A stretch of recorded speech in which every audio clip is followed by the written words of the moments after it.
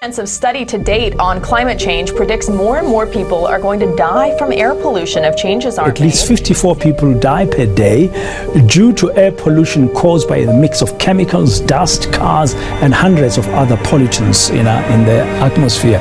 Air pollution from vehicles and factories is the most fatal of all deadly pollution, causing global warming, acid rain, harming the environment, even killing 6.5 million people a year. Now, people are starting to create a solution which can be more environmentally friendly but still acceptable by society. Between all the options of how to fix the problem given, an idea which was once well known is starting to rise. Welcome the electric cars as the hunted old dream.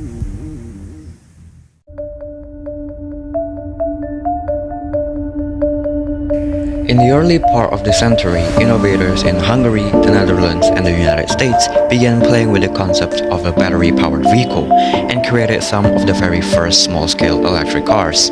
Meanwhile, Robert Anderson, a British inventor, developed the first crude electric train around the same time. Then, in the second half of the 19th century, French and British inventors built some of the first practical electric cars. In the US, the first electric car by William Morrison made its debut around 1890. His vehicle of 6 passengers was capable of moving with a top speed of 14 miles per hour, or 22 kilometers per hour. Even if it was actually a bit more of an electric wagon, it still helped spark interest in electric vehicles. Then, over the next few years, electric vehicles from various automakers began popping up all over the US. It even had a fleet of more than 60 electric taxis. And I can easily say that electric cars were at their peak in the 1900, as their amount was third of all vehicles on the road. Over time, technology continues to develop rapidly, which allows us to once again make electric cars that can match the quality of gasoline cars. Toyota Prius. Now that's a Latin word meaning ahead or advanced. It uses both the conventional internal In 1997, Toyota Prius was released in Japan and became the world's first mass-produced hybrid electric vehicle that was later released worldwide in 2000.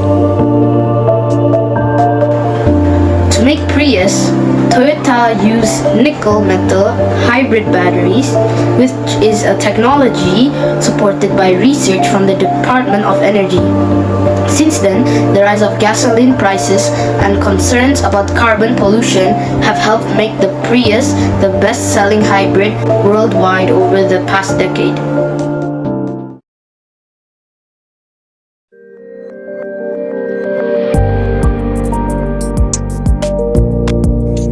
In the 21st century, an American automotive and clean energy company based in Austin, Texas named Tesla is getting known for its electric cars. Elon Musk, the CEO of Tesla Motors, who's currently working on making electric cars a reality, has said a lot about the future of his project.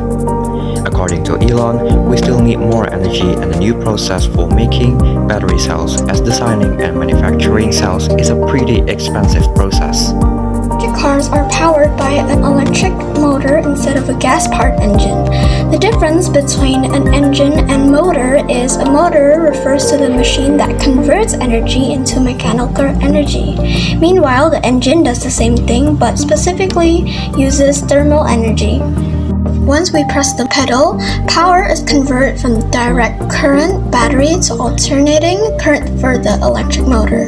The accelerator pedal sends a signal to the controller which adjusts the vehicle speed by changing the frequency from the alternating current power from the inverter to the motor. The motor connects and turns the wheels through a cog, and of course all of this uses the energy stored in the rechargeable battery.